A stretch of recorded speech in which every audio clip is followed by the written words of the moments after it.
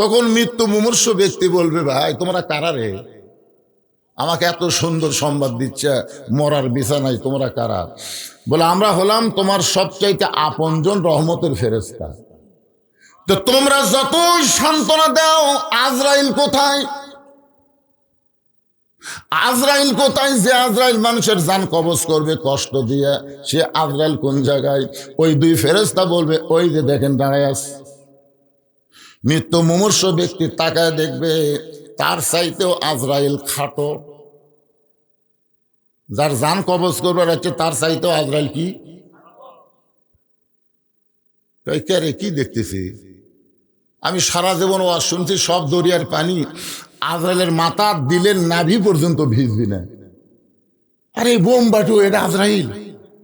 তখন ফেরেশতারা বলবে, ঠিকই আছে ভাই, আজরাইলের মতোই আজরাইল আছে, কিন্তু আল্লাহ তাআলা আপনার চোখে দুইটা লেন্স লাগাই দিছে, যে আপনি যে আল্লাহর ভয়ে আল্লাহর গোলামি করেছেন, সেই আল্লাহ ছাড়া অন্য কারো ভয় যেন আপনার কলিজায় না আসে, এজন্য বড় আজরাইলকে ছোট করে আপনার সামনে পাঠাইয়া দিছে।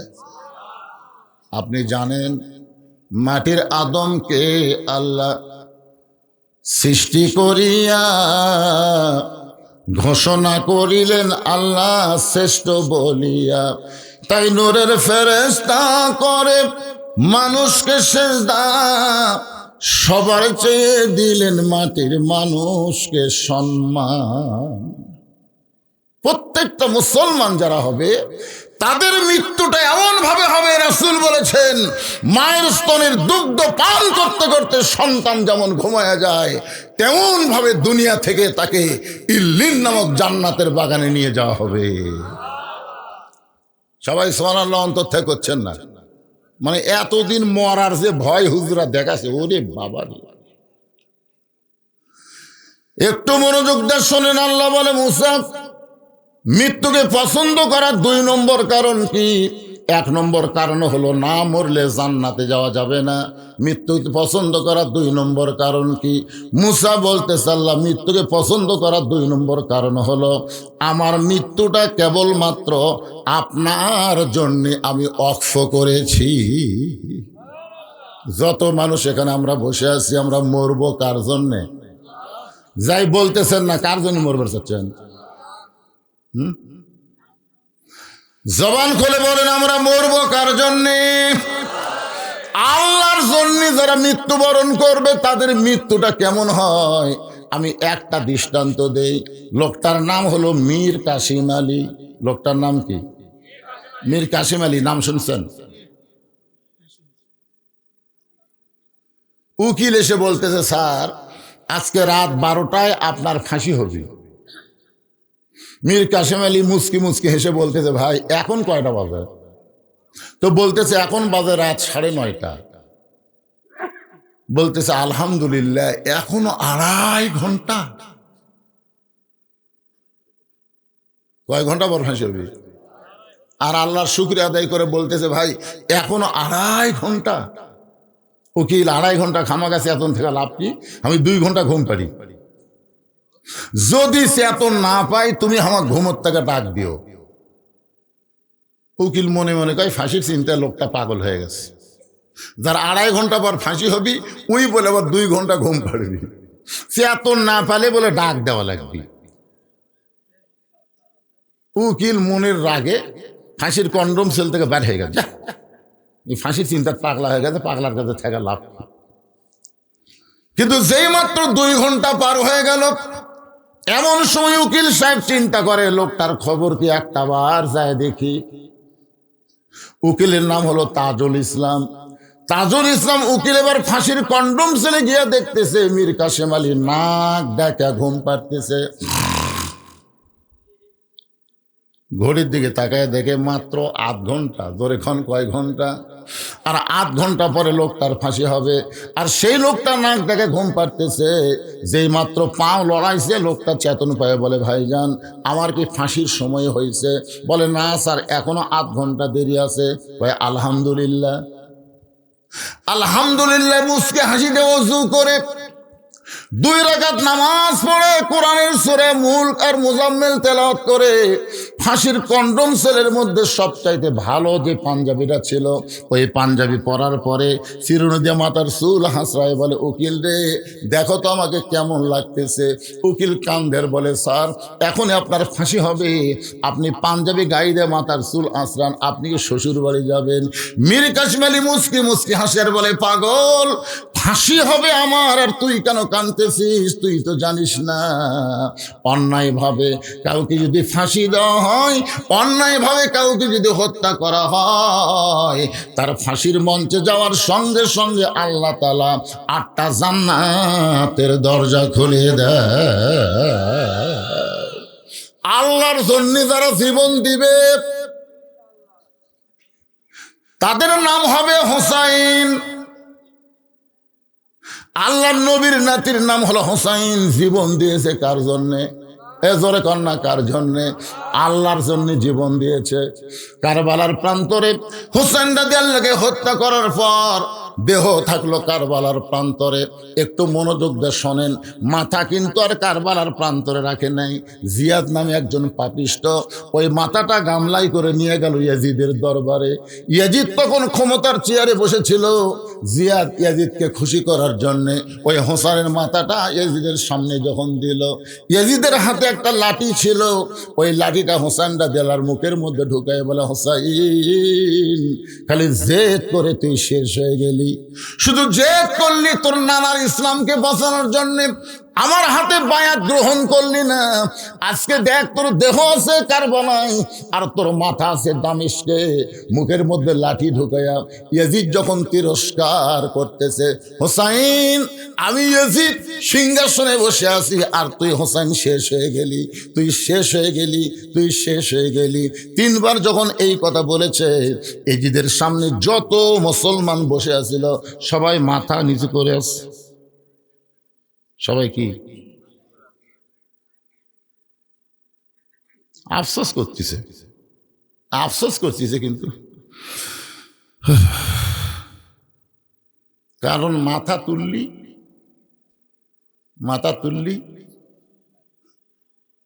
হাসিনা 15.5 বছর কি করেছে ভাই? আমরা খালি মাথা ডাবে আওয়াজ করছি, ধরে কোন কথা ঠিক কিনা? মাথা তুলবারই পারিনি, তুললি। এখন পুলিশেরা আসে আমাদের আলেমদেরকে পহরা দেওয়ার জন্য, আর হাসিনার সময় পুলিশ আসলে কমিটির লোক আগেই দৌড়, বক্তা থুইয়া কমিটি দৌড়। সবাই যখন মাথা নিচু করে বসে আছে, কেউ যখন একটা কথাও বলতেছে না, কিন্তু ইয়াজিদ অহংকার করে লাঠিটা মুখের মধ্যে ঢুকায় বারবার যখন তিরস্কার করতেছে, এমন সময় 80 বছরের একজন সাহাবী, নাম হলো আনাস ইবনে মালিক। সাহাবীর বয়স কত? 80 বছরের একজন সাহাবী মাজায় লাঠিতে ভর দিয়ে দাঁড়াইছে। লাঠিতে ভর দিয়ে দাঁড়াইছে, কারণ বসা চলবে না, মুসলমানকে দাঁড়াতে হবে। জোরে কোন কথা ঠিক কিনা? আপনার বলেন তো সব চাইতে দাঁড়ানোর গুরুত্ব কোন জায়গায়? আরো জোরে, জোরসে বলুন। আল্লাহ কোরআনে বলেছেন, আমার বাপের কথা না, কুমু লিল্লাহি কানিতিন, দাঁড়াও আল্লাহর জন্য আনুগত্য নিয়ে দাঁড়াও। আর সব সিয়ারিলে মসজিদ গেছে কি বিশ্বাস করেন? আপনার কি মসজিদে জামাতে নামাজ পড়ে 27 গুণ সওয়াব চান? জোরে কর, 27 গুণ সওয়াব কি আপনারা চান? তাহলে আজকে ফতুয়া শুনে নেন, যেই কাতারের মধ্যে চেয়ার থাকবে ওই কাতারের মুসল্লিরা 27 গুণ সওয়াব পাবে না। কারণ 27 গুণ সওয়াব পাবার গেলে কাতার সোজা হওয়া লাগবে। হেঁটে বেঁটে কাতার করলে 27 গুণ সওয়াব হবে না। আর কাতার সোজা করবার গেলে পায়ের গোড়ালির সঙ্গে গোড়ালি মিল করে দাঁড়াতে হবে। যেই কাতারে চেয়ার আছে ওর পায়ের গোড়াকুটি আপনার গোড়াকুটি।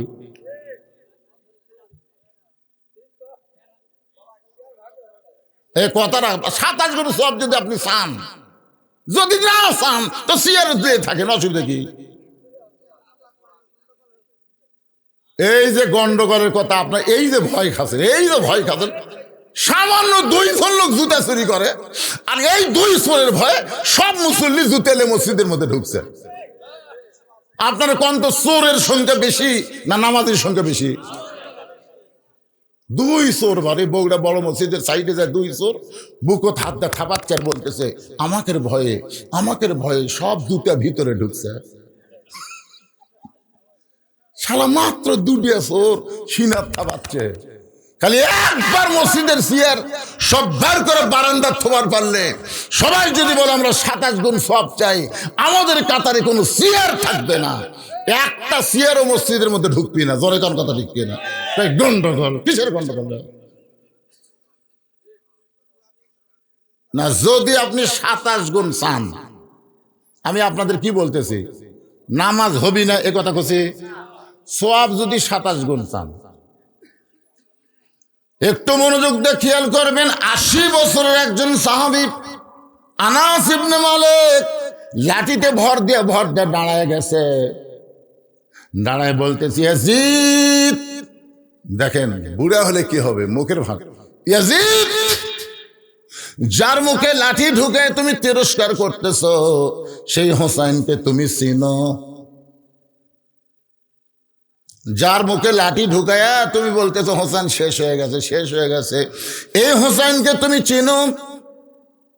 সমস্ত মুসলমান যারা ইয়াজিদের দরবারে বসেছিল সবাই মাথা তুলেছে, সবার চোখটা দর দর করে পানি পড়তেছে, কিন্তু কেউ লোকমা দিবার পারে নাই। শুধু একজনই দিয়েছে, তার নাম হলো আনাস ইবনে মালিক।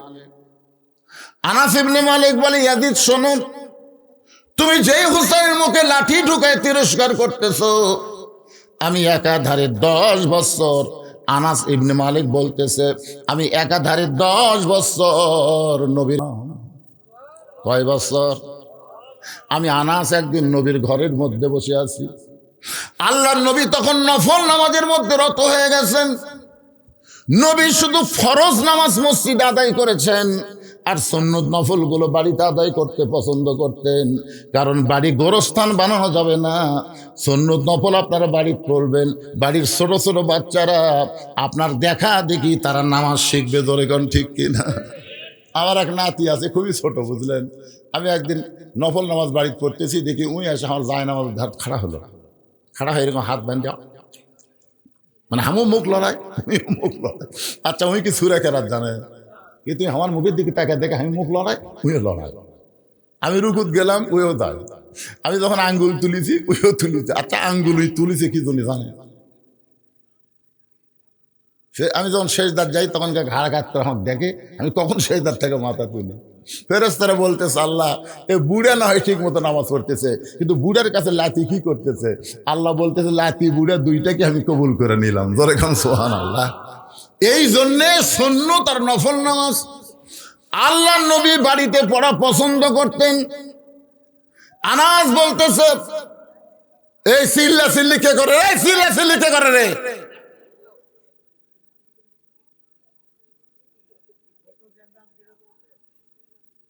শোনেন, এই আপনার উঠেন কেন? এই মাহফিল কমিটির লোকজন নাই? এই জন্ম যদি ঠিক মতো দিতে, বুঝছেন, খালি মুরগির মতন উঠিছে, হাঁসের মতন নামিছে, একটা দোয়া দরুদ পড়েনি,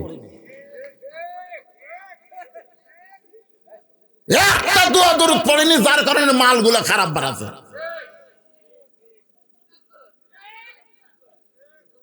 শোনেন ভাই রে, এই যে পেটত বাচ্চা আসার আগে কিছু দোয়া দরুদ আছে না নাই? স্বামী স্ত্রী মিলনে দোয়া দরুদ আছে না? কতক্ষণ আছে না নাই?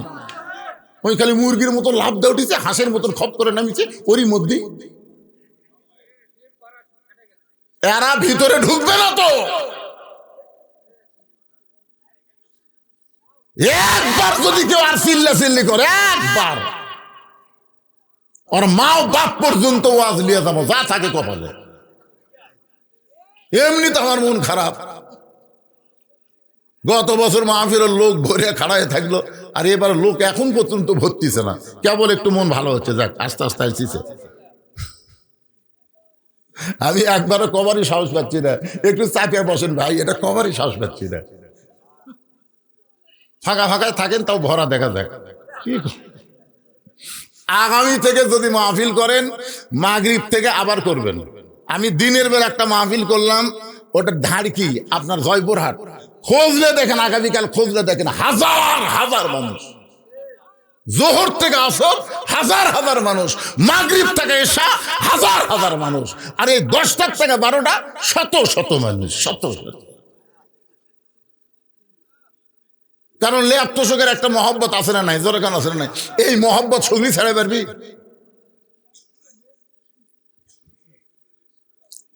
একটু গুরুত্বপূর্ণ আলোচনা ইন্না লিল্লাহর উপর কথা হচ্ছে। আল্লাহ বলে মুসা মৃত্যুকে পছন্দ করার 2 নম্বর কারণ কি?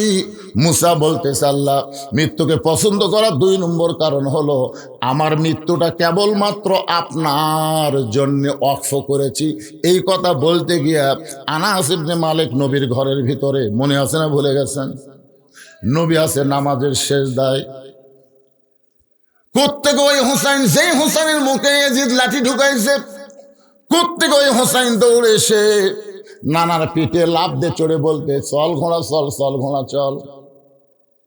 আনাস মনে মনে চিন্তা করে, ছোট্ট বাচ্চা বোঝে না, এই মনে করে আনাস রাদিয়াল্লাহু যখন হোসাইনকে নবীর পিঠ থেকে নামাবার চায়, এমন সময় নবী সেজদারত অবস্থায় হাত দিয়ে নিষেধ করলেন। আনাস আবার ফেরত আসলো। কিছুক্ষণ পরে হোসাইন বলতেছে, যেই ঘোড়া চলে না, এই ঘোড়ার পিঠে বসে থাকা কোনো লাভ নেই। হোসাইন রাগ করে যখন ঘর থেকে বের হয়ে যায়, আল্লাহর নবীর নামাজ যখন শেষ হয়ে গেল, এমন সময় আনাস রাদিয়াল্লাহু হাঁটু গেড়ে নবীর সামনে বসে বলে, ইয়া রাসূলুল্লাহ, এই হোসেন আপনার পিঠে চড়ে চল ঘোড়া করলো, আমি পিঠ থেকে নামাবার চাইলাম, আপনি নিষেধ করলেন। রাসূল বলে, আনাস তুমি খবর জানো না, হোসেন যখন আমাকে চল ঘোড়া বলতেছিল, আমি হোসেনকে পিঠ থেকে নামাবার চাইছিলাম, কিন্তু নামাজের মালিক আল্লাহ বলল, হাবিব আপনি যেমন হোসেনকে ভালোবাসেন, আমি আল্লাহ তেমন ভালোবাসি। যতক্ষণ হোসেন আপনার পিঠে বসে থাকবে, আপনি সেজদা থেকে মাথা তুলবেন না। আনাস বলে, ইয়াজিদ রে, যেই হোসেন নবীকে ঘোড়া বানাইছে আর আল্লাহর সেইটা ভালো লাগছে, আর সেই হোসেনের মুখের মধ্যে লাঠি ঢুকে তুমি তিরস্কার করতেছ, তুমি আসলে হোসাইনকে চিনো না। হোসাইন নিজের জন্য নয়, আল্লাহর জন্য জীবন দিয়ে পৃথিবীতে অমর হয়ে গেছে। রে ইয়াজিদ শুনে নাও, তুমি কিছুদিন পরে দুনিয়ার থেকে চলে যাবে, তোমার নাম কেউ উচ্চারণ করলেও ঘৃণা করে উচ্চারণ করবে, মহব্বত করে তোমার নাম পৃথিবীতে কেউ রাখবে না। আপনার খোঁজলা দেখেন তো, প্রত্যেক পাড়ায় পাড়ায় হোসেন আছে না নাই? কিন্তু ইয়াজিদ নামে একটা মানুষ আপনাদের আক্কেলপুর খুঁজে পাবেন। তার মানে বোঝা গেল ইয়াজিদ মরে গেছে, ফুরে গেছে, কিন্তু হোসাইন মৃত্যুবরণ করে নাই। আল্লাহর জন্য নিজের জীবন দেওয়ার কারণে প্রত্যেক পাড়ায় পাড়ায় নতুন নতুন হোসাইনের জন্ম হচ্ছে। একটু মনোযোগ দিয়ে শোনেন আমার মায়েরা, পর্দার অন্তরালে যারা বসে আছেন, আমাকে বলা হয়েছে হুজুর পুরুষ যত মানুষ হয়েছে মেয়েরাও তেমন হয়েছে, কিন্তু আমি আজকে মাগরিবের নামাজের পরে এখানে আইছি, এখন পর্যন্ত একটা বক্তা আমার মা বোনদের জন্য কোনো ওয়াজ করেনি। ধরে ঘন কথা ঠিক কিনা? আমার মায়েরা একটু ধৈর্য ধরেন, মাত্র 4টা মিনিট আপনাদের কথা বলবো। চোখের মধ্যে পানি নিয়ে ফাতেমা আলীর সামনে কাঁদতেছে। আলী বলে, ফাতেমা কান্দার কারণ? বলে, হাসান হোসেন 2 ভাই না খায়া ঘুমাইছে, এরা 2 ভাই চেতন পাইলে আমার কাছে খাবার চাবে। এখন বলো তো স্বামী, গোটা ঘরের মধ্যে কোনো খাবার নাই, গোটা ঘরের মধ্যে খাবার নাই, সন্তান 2টা চেতন পাইলে বাপের কাছে বায়না ধরে না, বায়না ধরবে মায়ের কাছে। আপনার পকেট হাতায় দেখলাম 1টা পয়সাও আপনার পকেটে নাই, তাই বাধ্য হয়ে আমার এই ওন্নাটা আপনার কাছে নিয়ে আসলাম। এই ওন্নাটা বিক্রি করে যেই টাকা হবে, এই টাকা দিয়ে হাসান হোসেনের জন্য আপনি একটু খাবার কিনবেন। হযরত আলীর চোখ দিয়ে দর দর করে পানি পড়তেছে, ফাতেমার চোখ দিয়ে পানি পড়তেছে। হযরত আলী ফাতেমার চোখের পানি নিজের হাতে মুছে নিয়ে নিজের গালে মেখে বলতেছে, ফাতেমা রে, দুনিয়ার কত ধনী ধনী যুবক তোমাকে বিয়ে করবার চাইছিল, কিন্তু তোমার বাবা আল্লাহর নবী আমার মতন গরিবের সঙ্গে তোমার বিয়ে দিল। আমার সংসারে তোমার কোনো শান্তি নেই, তোমার ব্যবহৃত অন্য বিক্রি করার জন্য দিচ্ছে, এখন আমি কি করব? হযরত আলী পকেটের মধ্যে অন্যখানা নিয়ে বাজারের মধ্যে ঘুরতেছে, কিন্তু বের করে বিক্রি করার কোনো সাহস পাচ্ছে না। হঠাৎ একজন খরিদ্দার এসে বলে, আলী ভাই, আপনি মনে হয় কিছু বিক্রি করবেন। আলী চমকে গেল, আমার পকেটের অন্যার কথা আল্লাহ ছাড়া কেউ জানে না, কিন্তু এই খরিদ্দার কেমনে বলল?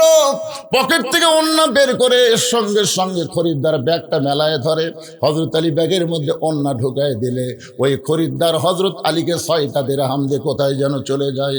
হযরত আলী 6টা দিরহাম নিয়ে এক দৌড়ে দোকানদারের কাছে গিয়ে বললেন, ভাইজান, 6টা দিরহামের যে খাবার হবে তাড়াতাড়ি টোপলা করে দাও, আমার হাসান হোসেন চেতন পাইলে মারে কষ্ট দিবে।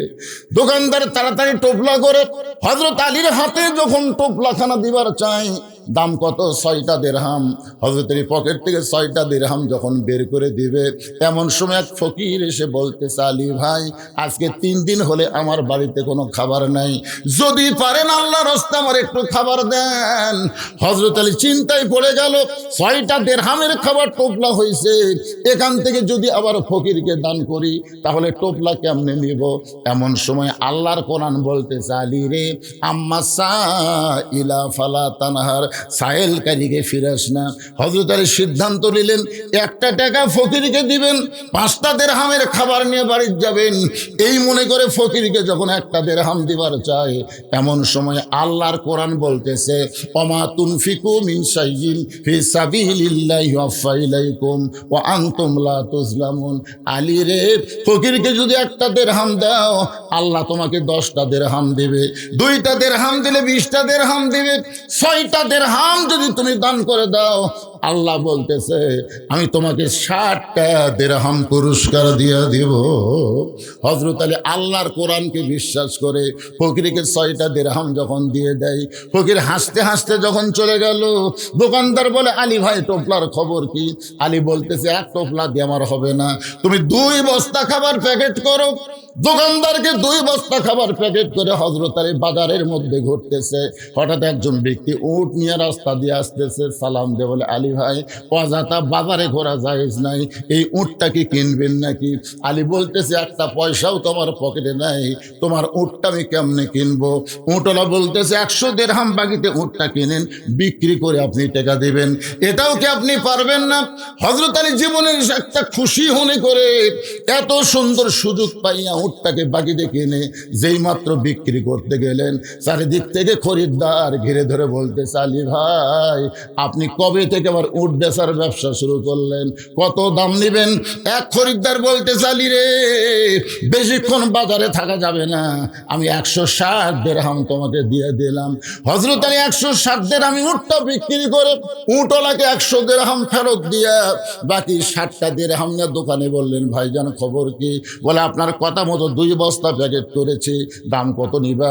বলে, 60টা দিরহাম দিলেই চলবে। হযরত আলী 60টা দিরহাম দিয়ে 2 বস্তা কান্দে করে যেই মাত্র ফাতেমার বাড়ির দরজায়, এখন দরজা বন্ধ দেখে হযরত আলী সালাম দিলেন, আসসালামু আলাইকুম ইয়া আহলাল বাইত। ফাতেমা দরজার উপর থেকে বলতেছে, ওয়া আলাইকুম আসসালাম, দরজা খোলা গেল না। হযরত আলী বলে, ফাতেমা, দরজা খোলো। ফাতেমা বলতেছে, জানলা দিয়া তাকায় দেখলাম আপনি 2 বস্তা খাবার নিয়ে আসলেন, আমার ওন্না বিক্রি করার টাকা দিয়া বড় জোর 1 টোপলা খাবার হবে, আপনি 2 বস্তা কোথায় পাইলেন? এটা যতক্ষণ না বলবেন ততক্ষণ আমি দরজা খুলবো না। আলী বলতেছেন, ফাতেমা, কষ্ট পাইতেছি, দরজা খোলো, দরজা খুললি আমি বস্তার খবর বলবো। ফাতেমা বলতেছে, আগে বলেন, তারপরে দরজা খুলবো। আপনি কি মনে করেছেন? আর স্বামী বেতন পায় 10,000 আর বাসা ভাড়া 12,000, মাছ গোস্ত কিনে বউ কিছুই কয় না। এমন ফাতেমা তো আমি না, বরং 2 বস্তা কোথায় পাইলেন? যতক্ষণ না বলবেন ততক্ষণ আমি দরজা খুলবো না। আলী বলতেছে ফাতেমা দরজা খুললি আমি বলবো। ফাতেমা বলতেছে আগে বলেন তারপরে দরজা খুলবো। এভাবে স্বামী স্ত্রীর মধ্যে 1 ঘন্টা চলতেছে। ফাতেমাও দরজা খোলে না, আলীও বস্তার খবর বলে না। এমন সময় আল্লাহর কোরআন আলীর সামনে এসে বলতেছে আর রিজালু কাওয়ামুনা আলান নিসা। আলী রে, পুরুষ থাকবে উপরে, নারী থাকবে নিচে। জোরে গান সুবহানাল্লাহ। এরশাদ চাচার পর থেকে এ পর্যন্ত আমরা খালি মেয়ে মানুষের তলে ছিলাম। জোরে কোন কথা ঠিক কিনা? একজন বিদায় নিছে, আর একজন পলে গেছে। আগামীতে আর মেয়ে মানুষের তলে থাকা লাগবে। তাহলে আমার সঙ্গে সকলে একটু জবান করে বলবেন, মেয়ে মানুষের দিন শেষ, মরদ মানুষের বাংলাদেশ। আমি যেই বলবো নারীদের দিন শেষ, কেন মরদ মানুষের বাংলাদেশ এ কথা বলতে শরম লাগতেছে? এটা কি আমার কথা না আল্লাহর কথা? আর রিজালু কাওয়ামুন আলান নিসা, পুরুষ থাকবে উপরে, নারী থাকবে নিচে। আলী চিন্তা করতে যে ফাতেমা যখন দরজা না খুললো, আমি আর ফাতেমার কাছে অনুরোধ করব না। রাগ করে 2 বস্তা কান্দে করে নবীর দরবারে চলে গেছে। আল্লাহ নবী তখন চকিয়ার উপর বসেছিলেন। হযরত আলীর কান্দে 2 বস্তা দিকে নবী আমার চকিয়া থেকে উঠে এসে আলীর কপালে একটা চুমা দিলেন। চুমা দেওয়ার পরে নবী নিজের হাতেই 2টা বস্তা নামাই নিলেন। নবী 2টা বস্তা নামানোর পরে নবী তাকায় দেখে আলীর মুখটা গোমরা দেখা যায়। রাসূল বলে আলী, আমি এসে তোমার কাঁধ থেকে 2টা বস্তা নিজেই নামাই নিলাম, আবার তোমার কপালে চুমা দিলাম, এরপরেও তোমার মুখটা গোমরা দেখতে পাই। আলী বলতেছেন ইয়া রাসূলুল্লাহ, আপনি অত্যন্ত ভালো মানুষ, কিন্তু আপনার মেয়ে। যেই বলছে আপনি অত্যন্ত ভালো মানুষ কিন্তু আপনার মেয়ে। রাসূল বলে যা বলছো বলছো, এরপরে 1 শব্দ উচ্চারণ হবে না। কি আমার মেয়ে কি? আলী বলতেছে হুজুর বলবো না। রাসূল বলতে আলী রে, ফাতেমা যদি দরজা খুলতো তাহলে তুমি কি আমার কাছে আসতে? আলী বলতে তো হুজুর, আপনার মেয়ে যদি দরজা খুলতো তাহলে আমি আপনার কাছে আসতাম না। আল্লাহ নবী বললেন ফাতেমা ইচ্ছা করি দরজা খুলে দেয় নাই। আলী বলতেছে আপনার মেয়ে ইচ্ছা করে কেন দরজা খুললো না? রাসূল বলতেছে 4 কারণ। জোরে কোন কয় কারণ? হযরত আলী বলতেছে ইয়া রাসূলুল্লাহ কি 4টা কারণ? আল্লাহ নবী বলেন 1 নম্বর কারণ হলো ফাতেমার ওড়না কে কিনেছে, তুমি কি বলতে পারো? আলী বলতেছে হুজুর আমি জানি না। আল্লাহ রাসূল বলে আলী রে, কোন ফকির তোমার কাছে ভিক্ষা নিয়েছে, তুমি কি তাকে চিনো? আলী বলতেছে আমি চিনি না। কে তোমার কাছে উট বিক্রি করলো, তুমি কি জানো? বলে আমি জানি না।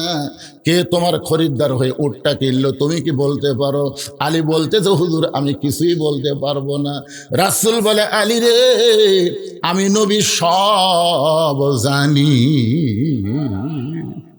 তুমি কি এখন জানবার চাও? আলী বলতে হুজুর 100 বার জানবার চাই। আল্লাহ নবী বললেন তাহলে বসো। কোন খরিদ্দার ফাতেমার ওড়না কিনেছে? কে ফকির হয়ে তোমার কাছে ভিক্ষা নিল? কে তোমার কাছে উট বিক্রি করলো? আবার কে খরিদ্দার হয়ে উটটা কিনলো? যদি জানবার চাও তাহলে বসো, আমি রাসূল বলি তুমি শোনো। আলী বলতে তো হুজুর আমি শুনবই। রাসূল বলতেছে আমি বলবই। তাহলে হযরত আলী যদি শোনার জন্য বসে, আপনারা কি শুনবেন? কারা কারা শুনবেন? আল্লাহকে একটু হাত দেখান তো দেখি। লিল্লাহি তাকবীর। হাত নামান। আমাকে এই ক্যাপাসিটি করাই লাগতো না ভাই। খালি দ্বিতীয় বক্তা যদি আদায় করতো, আমাকে এলে ক্যাপাসিটি করা লাগে। মুসা ফেরাউনের দরবারে যাবি আল্লাহ দেখার জন্য।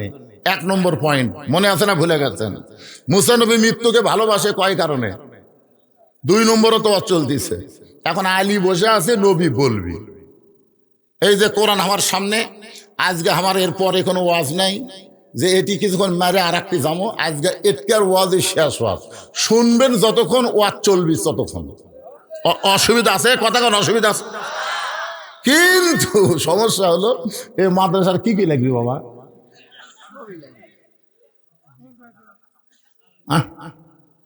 সামনে বিল্ডিং হচ্ছে যে একটু বাকি অংশ আছে, তিনটা তিনটা পিলার, মাত্র 3 পিলার। পিলার হলে একটা খোপ হবে আর কি, একটা কক্ষ। এই মুরব্বী চাচা, ও চাচা চাচা, এ হাত তুলছেন বারে শোনার জন্য। এই সময় উঠে গেলে প্যারালাইসিস হইবা। না কে বসে আছে? কোন আলী বসে আছে। হযরত আলীর মতন মহাজ্ঞানী রাসূল বলেছেন, আনা মাদিনাতুল ইলমি ওয়া আলী বাবুহা, আমি হচ্ছে ইলমের শহর, আলী হচ্ছে তার দরওয়াজা। আল্লাহ নবী যখন মদিনার প্রেসিডেন্ট ছিলেন, হযরত আলী ছিলেন শিক্ষামন্ত্রী। আবু বকর রাদিয়াল্লাহু যখন মদিনার খলিফা ছিলেন, তখন হযরত আলী ছিলেন শিক্ষামন্ত্রী। উমর ফারুক যখন মদিনার খলিফা ছিলেন, হযরত আলী ছিলেন শিক্ষামন্ত্রী। ওসমান গনি যখন মদিনার খলিফা ছিলেন, তখন আলী ছিলেন শিক্ষামন্ত্রী। তার মানে বোঝা গেল খলিফা পাল্টিছে, শিক্ষামন্ত্রী পাল্টেনি। আজকে বাংলাদেশে আলীর মতন শিক্ষামন্ত্রী থাকলে এ মাদ্রাসার জন্য ভিক্ষা করা লাগতো। একদম বাগডম ঘোড়াডম সাদা ঢাক ঢোলক ঝাঁঝর বাঁধা মুসলমানের দেশে বন্ধ করে দিয়ে আল্লাহর কোরআনের শিক্ষা চালু হতো। জোরে কোন কথা ঠিক কিনা? খায়রুকুম মান তাআল্লামাল কোরআন ওয়া আল্লামা, ওই ব্যক্তির চাইতে উত্তম কোনো ব্যক্তি নাই যে ব্যক্তি আল্লাহ রাস্তায় মানুষকে কোরআন শিখায় এবং কোরআন শিখে এবং কোরআনের শিক্ষা দেয়। আজকে সেই মাদ্রাসার করুণ অবস্থা। 3টা পিলার লাগবি, পিলারের কথা শুনে এক মুরব্বী লাফ দিয়ে উঠলো। কে উঠেছেন? আমার কাছে আসেন।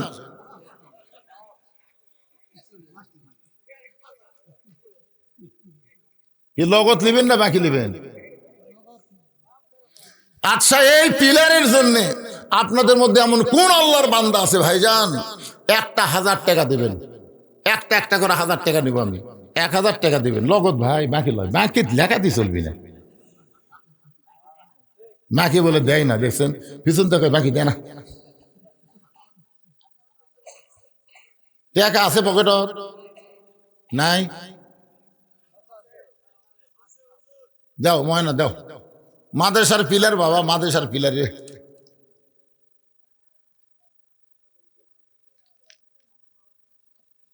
দেখছেন, এরও বলে নাই। দেখছেন টাকা বের করতেছে, টাকা নাই। লিল্লাহে তাকবীর। মাদ্রাসার পিলারের জন্য সর্বপ্রথম একটা যুবক ইমরান 1000 টাকা দান করেছে। আল্লাহ তার দান কবুল করেন। ভাইদের নাম কি? না প্রতিষ্ঠাতা হয়ে 1000 টাকা খাওয়া আছে। আপনি 10,000 দেন, বাকি দেন, আপনি বাকি দেন। প্রতিষ্ঠাতার টাকা কোনোদিন হেরাবি না। আমি তার বুঝবার পারিনি ভাই রে, মাদ্রাসার প্রতিষ্ঠাতা ভাই আমার 1000 টাকা নগদে দিয়েছে। আরো 10,000 টাকার দাবি করলাম পিলারের জন্য। যাদের বাপ মা কবরে গেছে, বাপ মা মারা গেছে, বাপ মার কথা মনে করে এই মাদ্রাসায় একটা কোরআন শরীফ বাবদ 500 টাকা দান করা লাগবে। যাদের বাপ মা মারা গেছে ওই বাপ মার কথা মনে করে এই নবীর এতিম মাদ্রাসায় একটা কোরআন শরীফ দান করবেন। কোরআন শরীফ বাজার থেকে আনা লাগবে না, আপনি 500 টাকা দিলে একটা কোরআন দানের সওয়াব আল্লাহ দিয়ে দিবে। আমার মায়েরা, পর্দার অন্তরজনে বসে আছেন মা, আমি দোয়া করে দিব মা ফাতেমার সঙ্গে আল্লাহ যেন আপনাকে জান্নাত দিয়ে দেয়। মাশাআল্লাহ, কোরআন শরীফ বাবদ আল্লাহ তোমার একজন বান্দা, এ টাকা ভিন্ন থাকবে। কোরআন শরীফ বাবদ এই সাইডে একজন আল্লাহর বান্দা কোরআন শরীফ বাবদ 500 টাকা দান করেছে। আল্লাহ তার আপনজন যারা কবরে গেছে এই দানের ছিল। মাদ্রাসার বাচ্চাগুলা কুটি, মাদ্রাসার ছাত্র, মাদ্রাসা ওই যে এক মুরব্বী টাকা ধরে আছে, এটা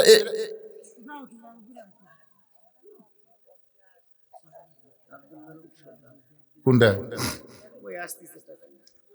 না, যে মুরব্বী টাকা দিল। আরে ব্যাগ লিয়ে যাবার কি কথা? এই ব্যাগের টাকাতে পিলার হবি?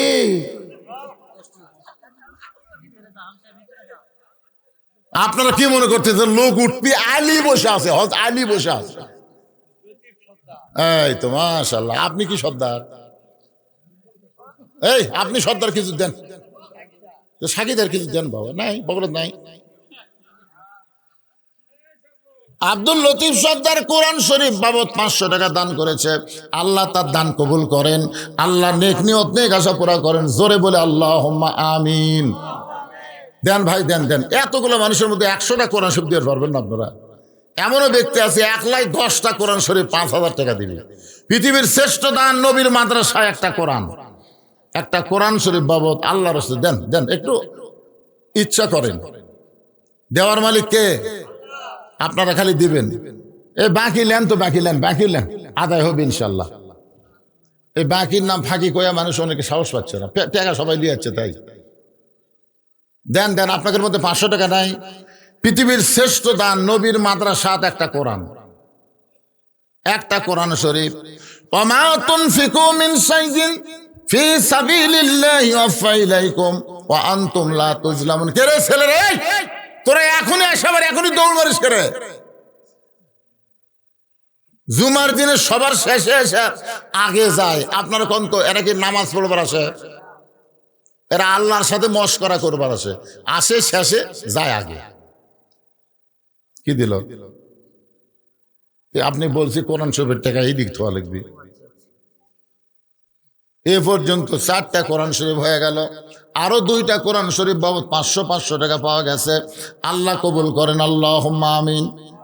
দুনিয়ারই সম্পদ দুনিয়াতে রবে, ফকির হয়ে মানুষ কবরে চলে যাবে। আপনারা যে লোকটা আগে উঠলেন, আজকে এই মুহূর্তে যে লোকটা টাকা আদায়ের কথা শোনা আগে উঠলেন, ওই লোকটার দেখা দেখি যত লোক উঠবি সমস্ত লোক ওটার পাপ আল্লাহর কান্দ তুলে দিবে। আপনারা কি বলতেছেন? মাদ্রাসাকে আপনারা ভাঙবেন? এই মাদ্রাসাকে আপনারা গড়বেন না ভাঙবেন? তো তাহলে মাদ্রাসা গড়বেন গেলে উঠেন কেন পারে? দিবার না পারেন বসে থাকেন। যারা দিচ্ছে তাদের দেওয়াটা নিজের চোখে দেখেন তো। আপনাকেও তো শেষে একটা চান্স দেওয়া হবে। 10 টাকা, 20 টাকা, 50 টাকা, 100 টাকা, যিনি যা পারবেন ব্যাগের মধ্যে তো আপনারাও দিবেন। কিন্তু আগে কোরআন শরীফ বাবদ আমি একটু চাইছি। আপনাদের মধ্যে কোরআন শরীফ দেওয়ার লোক নাই? তাহলে 500 টাকা দিবেন, একটা কোরআন শরীফ দান করার সব হবে। বাবা কান্দে, মা কান্দে, কবরেতে শুয়া দেখলি না রে দরদের বেটা একবারও আসিয়া। বাবা মাদ্রাসার তালবে ইলম কোথায় তোমরা? ভিতরে ব্যাগলে নামো। 10 টাকা, 20 টাকা, 50 টাকা, 100 টাকা, যিনি যা পারে যাও, সবাই দিবেন ভাই, সবাই দিবেন, আল্লাহর রাস্তায় দিবেন। একটু ধরে ধরে দিবেন। সেরা সুরা টাকা দান দেন না, তালি দেওয়া টাকা দান, খবরদার ব্যাগত ফেলান না। এই তালি দেওয়া টাকা, সেরা টাকা আপাতত কিন্তু লিচ্ছে না। কেউ লিচ্ছে? দেখবেন একটা পান খাবার গেলেও লেয় না, চা খাবার গেলেও ধরে না, ওই টাকা ব্যাগের মধ্যে মেরে দিচ্ছে। আল্লাহ কোরআনে বলেছে, লান তানালুল বিররা হাত্তা তুনফিকু মিম্মা তুহিব্বুন। তুমি যেইটাকে সবচেয়ে বেশি মহব্বত করো ওইটাই তুমি আল্লাহ দিয়ে দাও। কারণ এইটা আল্লাহর দরকার নাই, এটা তোমারই দরকার। তোমার জন্য আল্লাহ জান্নাতের ব্যাংকে অ্যাকাউন্ট খুলে রাখছে। যেটা দান করবেন ওইটাই আপনার নিজের। আর সহায় সম্পত্তি, বাড়ি গাড়ি যা কিছু রাইখা যাবেন সব অপরে ভোগ করবে, নিজের জন্য কিছুই থাকবে না। ধান দেন, চাল দেন। এই মাদ্রাসায় ধান দিবেন, ইরির ধান হলে দিবেন। 1 মণ 2 মণ ধান লেখা দেন। এই যে কাগজ কলম নিয়ে নামছে আপনার, লেখা দিবেন যে আমি এই মাদ্রাসায় আল্লাহর রাস্তায় আমার আবাদ হলে 1 মণ ধান দান করব। এই মাদ্রাসা কেমনে চলবে ভাই যদি আপনার দানের হাতটা গুটাইলেন? সবাই দান করবেন। দানকারী গো পিতা মাতা, সুখে রাইখো কবরে, নূরের টুপি পরাইয়া উঠাবেন রোজ হাসরে। দোয়া করদম, দোয়া করদম, বাদার গায়ে এলাহি, হায়াত দৌলত এলমে দারাজি। এ যে প্রধান অতিথি যাওয়ার সময় একটা ফিস করে একটা কথা কয়ে গেল যে কে জানে 1 লাখ টাকা দিবার চাচ্ছে। এ যে জনগণ শুনিছে,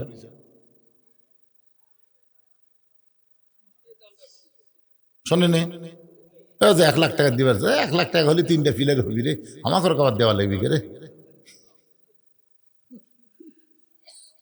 সভাপতি সাহেব আপনি, হ্যাঁ আপনি কি করছেন? কন্ত কিছু দিবেন না? আগে সেটা কিভাবে হলো? একটা সিস্টেম কোন ভাই? আপনার দাও আগে হচ্ছে, ওদের মুরব্বী হচ্ছে, আপনি দাও হচ্ছে।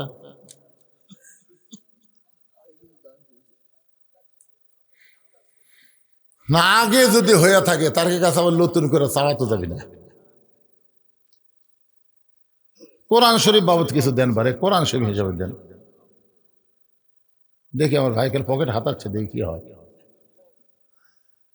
বলেন তো বিশাল একটা ঠিপ, কিন্তু আর্ধেকই চিটা পাতান।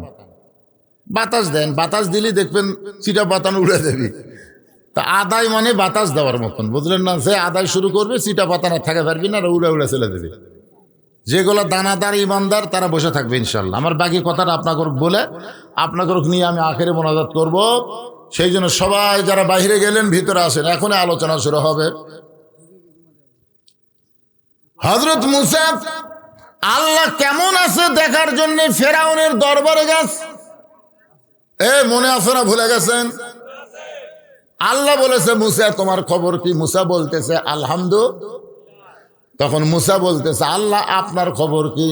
আল্লাহ বলেছেন ইযহাব ইলা ফিরাউন ইন্নাহু তাগা। আমি আল্লাহ কেমন আছি যদি দেখবার চাও তাহলে ফেরাউনের দরবারে যাও। এবার মূসা আল্লাহ কেমন আছে দেখার জন্য ফেরাউনের দরবারে গিয়ে দেখে ফেরাউন সিংহাসনে বসে একটা জিকির করতেছে, আনা রব্বুকুমুল আলা, আনা রব্বুকুমুল আলা। আপনারা বলেন তো, আনা রব্বুকুমুল আলা শব্দের অর্থ কি?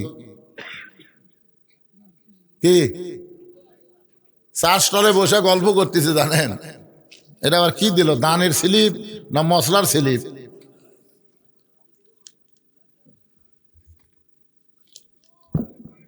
আসসালামু আলাইকুম।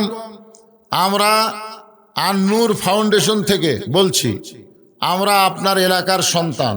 আন-নূর ফাউন্ডেশন থেকে সর্বনিম্ন 5 বস্তা সিমেন্ট বা এর অর্থ প্রদান করব ইনশাল্লাহ। মানে আন-নূর ফাউন্ডেশন এখানে কোথায় আছে? মাশাআল্লাহ 5 বস্তা সিমেন্ট দিবেন। মাশাআল্লাহ 5 বস্তা সিমেন্ট প্রদান করবে ইনশাল্লাহ। আর আমাদের সামনে যেহেতু 2টা প্রোগ্রাম, একটি হচ্ছে রমজান মাসে সবার জন্য ফ্রিতে কোরআন শিক্ষা, আর দ্বিতীয়ত হচ্ছে ঈদুল ফিতরের আগে গরিব দুঃখীদের মাঝে সিমাই চিনি বিতরণ। এরপর যদি আমাদের ফাউন্ডেশন থেকে কিছু বেশি কিছু কালেকশন করা যায় তাহলে আমরা 5 বস্তা থেকে আরো বেশি কিছু মাদ্রাসায় দেওয়ার চেষ্টা করব। আমরা দোয়া করব, কি সুন্দর নাম আন-নূর, আল্লাহ নূরে মোনাওয়ার করে দাও, ধরে কান আমিন। মাশাআল্লাহ কত সুন্দর প্রোগ্রাম তারা নিয়েছে, আল্লাহ কবুল করুক। পিয়াস কোরআন শরীফ বাবদ 500 টাকা দান করেছে, আল্লাহ দানকে কবুল করেন। সকলে বলে আল্লাহুম্মা আমিন। অত্যন্ত গুরুত্বপূর্ণ কথা, বর্তমান বাংলাদেশের প্রেক্ষাপটে চা স্টলে আমাদের 5 পেরে গল্প শুরু হয়ে গেছে।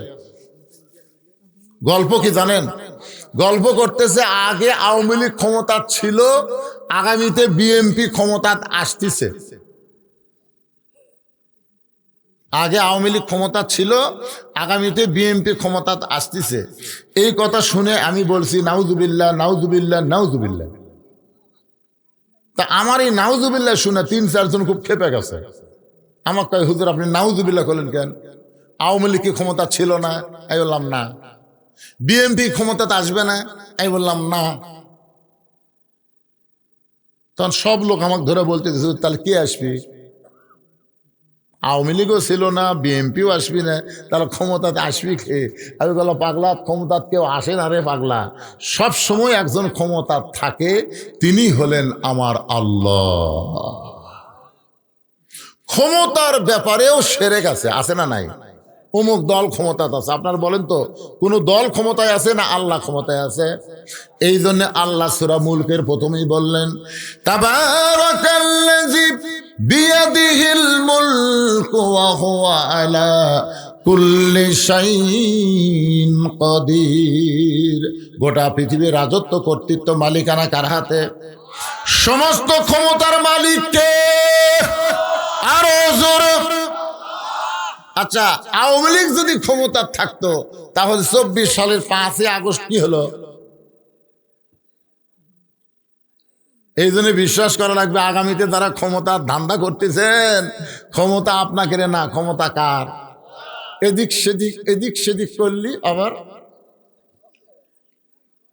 হ্যাঁ, এই জন্য ভাই টেলটি বেল্টি করেন না। আল্লাহ রাসূলের হাদিসের ব্যাখ্যায় বলা হয়েছে আল্লাহর কোরআন দিয়ে যখন রাষ্ট্র চলবে তখন নেতারা ক্ষমতা পাওয়ার আগে গরম থাকবে, ক্ষমতা পাওয়ার পরে নরম হবে। আজকের দ্বিতীয় বক্তা এটা আপনাকে শুনেই দিয়ে গেছে, জোরে কোন কথা ঠিক কিনা?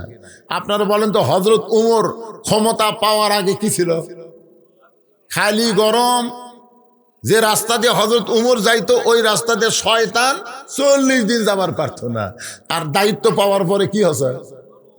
এমন নরম যা আটার বস্তা কান্দত করে নিয়ে গেছে, জোরে কোন কথা ঠিক কিনা? আর আমাদের বাংলাদেশে মানুষের আইন চলার কারণে ক্ষমতা পাওয়ার আগে নরম, ক্ষমতা পাইলে হয় গরম। কি নরম দেখছেন? আমার এলাকার এক নেতা গাড়ি থামাতে পারে ফকিরক দেখে, ফকিরক দেখে গাড়ি থামাছে। গাড়ির থেকে নেতা নিচে নামে ফকিরক সালাম দেয়, আসসালামু আলাইকুম চাচা, কেমন আছেন? ফকির খালি চারিদিকে সালু বালু করে, এরকম টাকা কাক সালাম দিলে বাবা?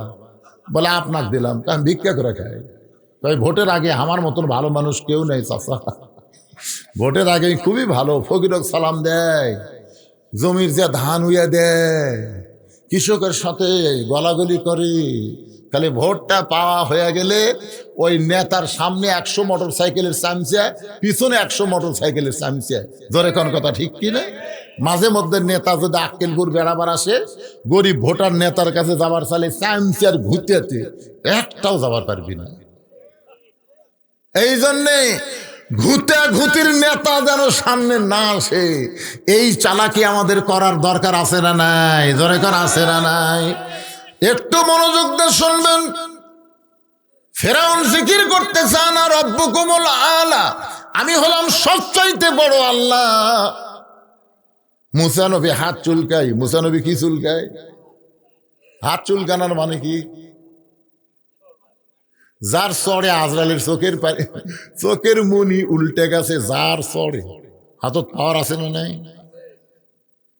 মুসা নবী ছোট অবস্থা একবার ফেরানো চল মারছিল আসিয়ার কোল থেকে, তখন এত সুন্দর রে, এত সুন্দর, দেও তো আমাকে একটু দেও। তখন মুসা নবী তো চিন্তা করতেছে, আমার মাও ভাষা দিল, নদীর ভাষা দিল, তুই ভাই তুই কত মাও হত্যা করছু যে বেটা সোলজার জন্ম দিবার না পারে, তুই আমার কোলত নিছু। করে কান্দে একটা চল মারে, কান্দতে কান্দতে একটা ঘুরতে লেগেছে। ফেরাউন লোক দেখে দুটা দাঁতই লড়িতে পারে। এই ছোট বাচ্চার কান্নার থাপ্পড় খায়া ফেরাউনের দুটা দাঁত লড়িছে। এখন মুসা কি আর ছোট বাচ্চা আছে? এরকম যেই হাত চুলকাই। আল্লাহ বলেন, উদু ইলা সাবিলি রাব্বিকা বিল হিকমা মাউইজাতিল লিল হাসানা। মুসা রে, আমি আল্লাহ কেমন আছি এইটা দেখার জন্য তোমাকে ফেরাউনের কাছে পাঠাইছি। আমি আল্লাহ আসমানে আর দুনিয়াতে, ফেরাউন নিজে আল্লাহ হয়ে গেছে। মুসা বলতে চাল্লাম, তুমি আসমানে আর দুনিয়াতে, ফেরাউন আল্লাহ হওয়ার কারণ কি? আল্লাহ বলতেছে, মুসা রে, একদিন ফেরাউন ঘরের মধ্যে জিকির করতেছে, আমি কে, আমি কে, আমি কে। ইতিমধ্যে হামান ঢুকা বলতেছে, আপনি চিনতেছেন না? ফেরাউন বলে, 400 বছর হলো, অসুখ বিসুখ হয় না, জ্বর জারিও হয় না, আমার মাথাও ঘোরে না বারে, আমি কি? তখন হামান বলতেছে, তাহলে আপনি আল্লাহ হয়ে গেছেন। হামান বোঝেন না? ওবাইদুল কাদের হামান, আর হাসিনা হচ্ছে ফেরাউন। জোরে কোন কথা ঠিক কিনা? তো এখন হামান বলতেছে, আপনি আল্লাহ হয়ে গেছেন। তখন ফেরাউন বলতেছে, আল্লাহ তো ভালোই লাগতেছে। আল্লাহ ভালো লাগতেছে, এখন দেখালে বাইরে আল্লাহ কোন পিটন খাবেন। তো ফেরাউন কয়, তাহলে আল্লাহ বলবো, পিটন খাবো না। কখন? বলে, সেই সমাজ, সেই পরিবেশ চালু করতে 40 বছর লাগবে। কয় বছর? 40 বছর লাগবে। আসমানি কিতাব দুনিয়াতে যারা বিশ্বাস করে তাদেরকে ধরে ধরে জেলতবন্দি করা লাগবে। যারা আকাশের কিতাব, আল্লাহর কিতাব যারা বিশ্বাস করে, আল্লাহর কিতাবের যারা ওয়াজ করে, তারকে ধরে ধরে জেলতবন্দি করা লাগবে। আর যেখানে কোরআনের আসমানি কিতাব শিক্ষা দেওয়া হয়, আকডম বাগডমের টাকা দেওয়া হবে, কিন্তু কোরআনের কিতাবের শিক্ষা যেখানে দেওয়া হয় সেখানে একটা পয়সাও দেওয়া হবে না। এই শিক্ষাগুলো বন্ধ করা লাগবে। আসমানি কিতাব যারা বিশ্বাস করে তাদেরকে জেলত তোলা লাগবে। নতুন করে মানুষ যেন আল্লাহর খবর না পায়, এই চিন্তা দুনিয়ার মধ্যে নিয়ে আসে। আপনি আল্লাহ বলে দাবি করলে উপর দিকে কারো খেয়াল নেই, নিজ দিকে যাওয়ারও কারো চিন্তা নেই, আপনি আল্লাহ হবেন। বর্তমানে বাংলাদেশে কি চলতেছে? এই জন্য আমরা সবাই বলবো, সব দেখা হলো শেষ, আগামীতে আমরা দেখব আল্লাহর কোরআনের বাংলাদেশ। জোরে কোন কথা ঠিক কিনা? এখন ফেরাউন বলে, আল্লাহ আমি কি করব? মুসা বলতেছে, আল্লাহ আমি এখন কি করব? আমি তো যা দেখলাম আমার হাত চুলকায়, ফেরাউনের কান সারা ফাটাবার মন চাই। আল্লাহ বলে, মুসা তাহলে দৌড় দে। মুসা বলতেছে, আল্লাহ দৌড় কেন দিব? আল্লাহ বলে, আমি হুকুম করলাম দৌড় দে। মুসা যখন দৌড় দেয়, ফেরাউন বলতেছে, রে সৈন্যরা দেখো, আমার ভয়ে মুসা দৌড়াই, আমরা ধাবড়াই। মুসা দৌড়াই, ফেরাউনের গ্রুপ ধাবড়ায়। এক সময় মুসা বলতেছে, আল্লাহ ফেরাউন কিন্তু বলতেছে আমার ভয়ে দৌড় দিচ্ছে, আমি কিন্তু ফেরাউনের ভয়ে দৌড় দিচ্ছি না, আমি আপনার হুকুমে দৌড়াই। আল্লাহ বলে, মুসা এমন একটা জায়গায় যাও, যেই জায়গায় গেলে তুমি হবা নিরাপদ আর ফেরাউন হবে বিপদ। আল্লাহর বান্দার একটু মনোযোগ দেন। আল্লাহ বলে, মুসা রে, মৃত্যুকে পছন্দ করার 3 নম্বর কারণ কি? মুসা বলতেছে, আল্লাহ মৃত্যুকে পছন্দ করার 3 নম্বর কারণ হলো, এই দুনিয়া ক্ষণস্থায়ী, মৃত্যুর মাধ্যমে ক্ষণস্থায়ী দুনিয়া আমার পরিসমাপ্তি হবে, আখিরাতের চিরজীবন আমি পেয়ে যাব। আপনারা বলেন তো, ক্ষণস্থায়ী ভালো না চিরস্থায়ী ভালো? তাহলে দুনিয়া কি? ক্ষণস্থায়ী। আর মরার পরে আমরা যেই জগৎ পাবো সেইটা কি? তাহলে আপনারা চিরস্থায়ী পছন্দ করেন না ক্ষণস্থায়ী? 1 নম্বর হলো, না মরলে জান্নাতে যাওয়া যাবে না।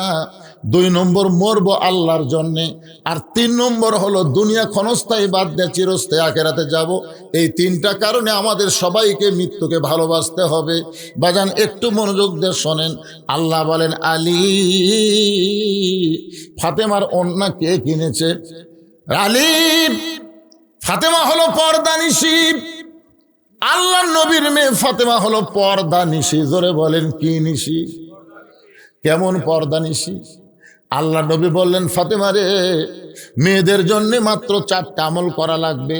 1 নম্বর হলো নামাজ, 24 ঘন্টার মধ্যে 5 বার নামাজ আদায় করবা ও ফাতেমা।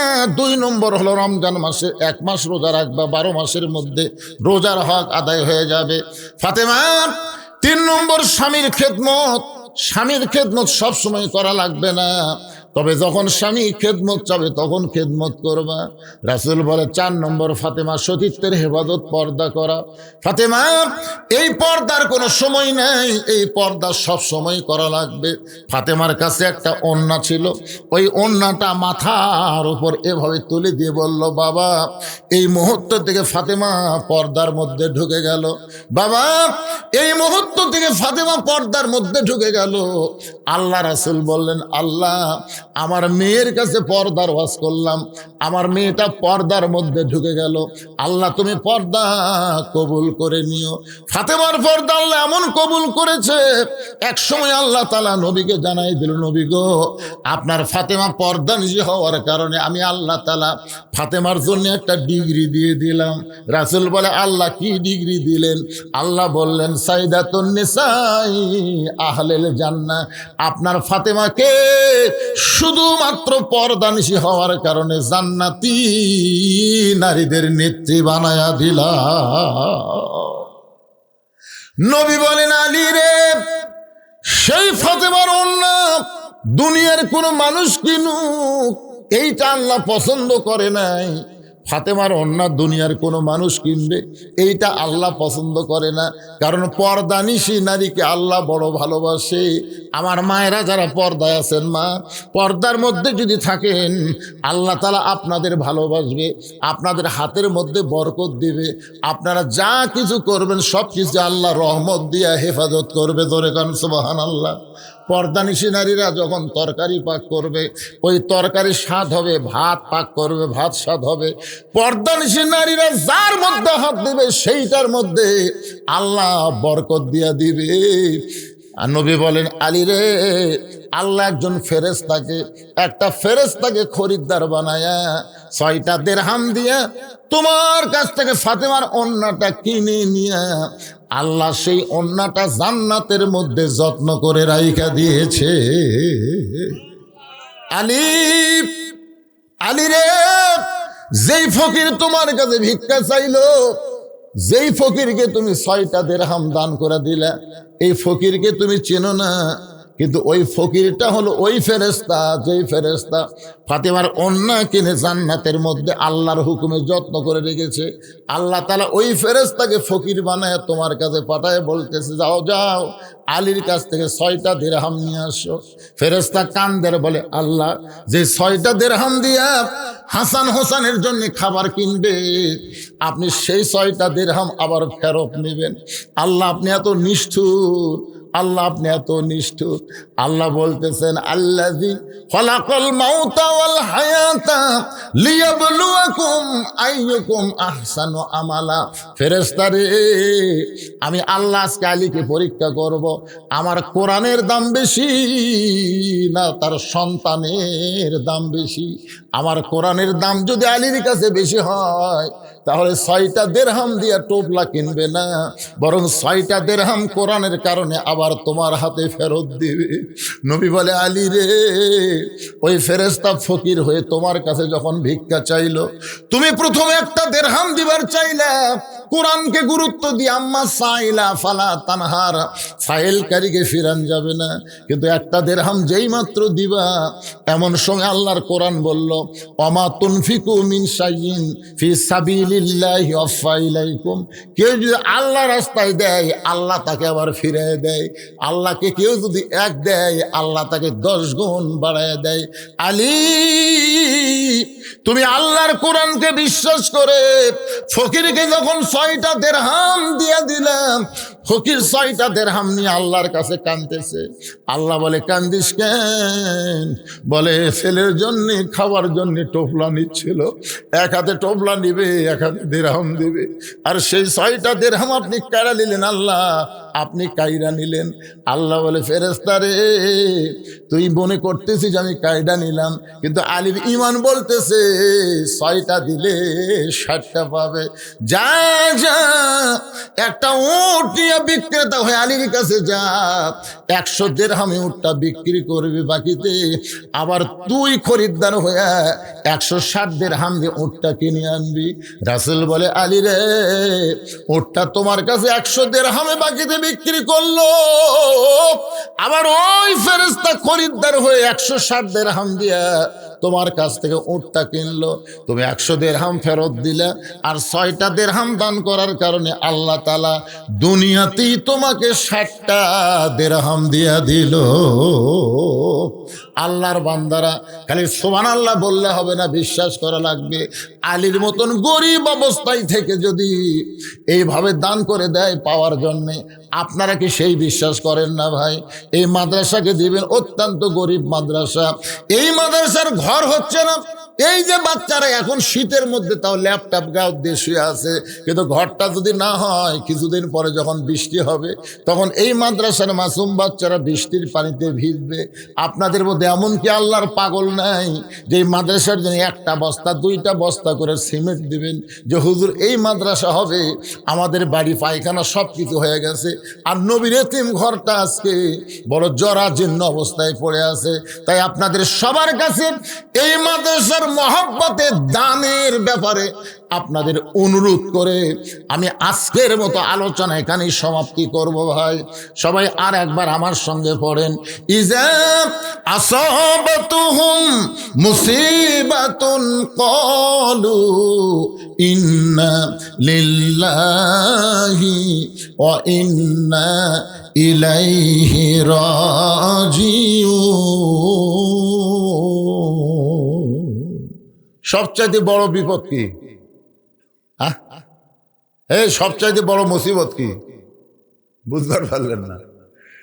আরে এতক্ষণ ধরে বুঝালাম। সবচাইতে আবার কয় মৃত্যু। সবচাইতে বর্তমানে বাংলাদেশ সবচাইতে বড় বিপদ হলো কোরআনের ওয়াজ শুনবি, কিন্তু কোরআন অনুযায়ী চলবি না।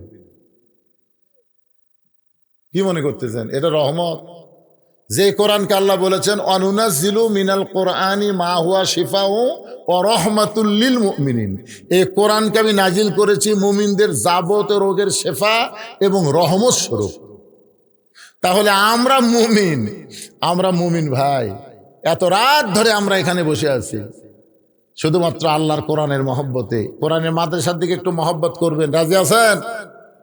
একটু সব কোন এলাকার লোক রে? আরে এই গ্রামের নাম কি? এই গ্রামের নাম হলো বেলকুন্ডির। কারা কারা আছেন হাত তোলেন তো দেখি। এই বেলকুন্ডির লোক নাই?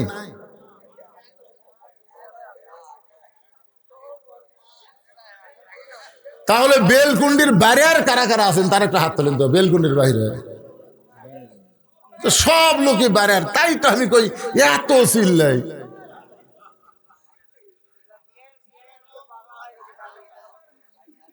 আচ্ছা আপনি কোন তো ভাই, টাকা কি এদের টাকা কি আগে আদায় করছে?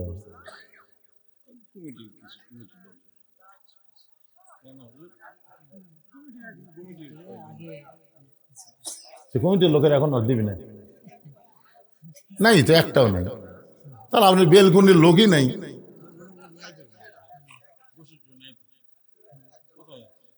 সব লোক বাইরের লোক, হাইরে হাইরে। তাই তো এত চিল্লাইছি এতে না। ইস্তেগফার পড়েন, আস্তাগফিরুল্লাহ পড়েন, আস্তাগফিরুল্লাহ আস্তাগফিরুল্লাহ রাব্বি মিন কুল্লি জামবি ওয়া আতুবু ইলাইহি। আল্লাহুম্মা আমিন। আল্লাহুম্মা আনতাস সালাম ওয়া মিনকাস সালাম, তাবারাকতা ইয়া যাল জালালি ওয়াল ইকরাম।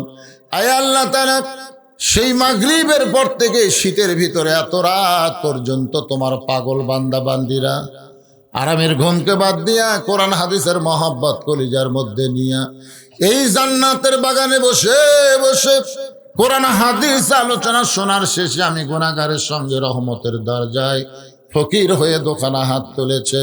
মেহেরবানি করে আজকের মাহফিল আমাদের সকলের হেদায়েতের জন্যে, নাজাতের জন্যে, জান্নাতের জন্যে কবুল করো। এই মাহফিলের শুরু থেকে শেষ পর্যন্ত যত আলোচনা হয়েছে আল্লাহ, এর মধ্যে যদি ত্রুটি হয়, ভুল হয়, মাফ করে দিও। এর জাহাদিয়া মঞ্জুর করো। সোনার মদিনায় নবী পাকের রওজা মুবারকে আল্লাহ তুমি কবুল করে নাও। তামাম আম্বিয়াই কেরাম, আসহাবে কেরাম, তাবিনী কেরাম, তাবিনী কেরাম, তামাম পৃথিবীর মাটির নিচে যত মুমিন মুমিনা শুয়ে আছে আল্লাহ, সকলের আরওয়াহ ফরেহা দিয়া কবুল করো। আল্লাহ আমরা যারা হাত তুলেছি, আমাদের জনম দুঃখনী মা বাবা যাদের কবরে চলে গেছে, আল্লাহ মেহেরবানি করে মা বাবার কবরকে জান্নাতের টুকরা কবুল করো। আমাদের দাদা দাদি, নানা নানি, আত্মীয় স্বজন, শ্বশুর শাশুড়ি যাদের কবরে গেছে আল্লাহ, সকলের কবরকে জান্নাতের টুকরা বানায় দাও। আয় আল্লাহ তাআলা, এই মাদ্রাসাকে কিয়ামত পর্যন্ত কবুল করো। এই মাদ্রাসার যতগুলো সমস্যা আছে আল্লাহ তুমি কুদরতি ভাবে এলাকার মানুষদেরকে মাদ্রাসার মুহাব্বিন বানায় সমস্যার সমাধান করে দাও। আজকের মাহফিলের সম্মানিত সভাপতিকে আল্লাহ তুমি কবুল করো, সহসভাপতিদের কবুল করো, প্রধান অতিথি কবুল করো, বিশেষ অতিথিদের আল্লাহ তুমি কবুল করো। মাদ্রাসার মুহতামিম, মাদ্রাসার ওস্তাদ, মাদ্রাসার তালবে ইলম আল্লাহ সকলকেই তুমি কবুল করে নাও। আমার মা বোনেরা পর্দার অন্তরালে বসে বসে আর শুনেছে, আবিদা সালেহা পর্দা নিচে কবুল করো আল্লাহ। অনেকে দান খয়রাত করেছে, দোয়া চেয়েছে। গত বছরের যিনি সভাপতি ছিলেন তিনি দুনিয়াতে নাই আল্লাহ, তার জন্য প্রাণ খুলে দোয়া করি আল্লাহ তার কবরটাকে জান্নাতের টুকরা বানায় দাও আল্লাহ। অনেকে এখান থেকে চলে গেছে আল্লাহ। ও মাবুদ মাওলা, দুনিয়া থাকার জায়গা না, আসলে যাইতে হবে। আমরা সবাই চলে যাব ইমানের সাথে, ইজ্জতের সাথে মুসলমান হয়ে এই দুনিয়া থেকে যেন বিদায় নিতে পারে আল্লাহ তুমি কবুল করো। কত মানুষের জানাজার নামাজ আমরা পড়েছি, এই দুই হাত দিয়ে কত কবরে মাটি দিয়েছি। একদিন আমরা সবাই মরে যাব। যেদিন আমাদের মৃত্যু হবে দিনটা যেন জুমার দিন হয়, মাসটা যেন রমজান মাস হয়। ইমানের সাথে, ইজ্জতের সাথে এই দুনিয়া থেকে বিদায় নেওয়ার কালে আমাদের জবানে তুমি জারি করে দিও লা ইলাহা ইল্লাল্লাহু মুহাম্মাদুর রাসূলুল্লাহ সাল্লাল্লাহু আলাইহি সাল্লাম। আসসালামু আলাইকুম ওয়া রাহমাতুল্লাহি ওয়া বারাকাতুহু।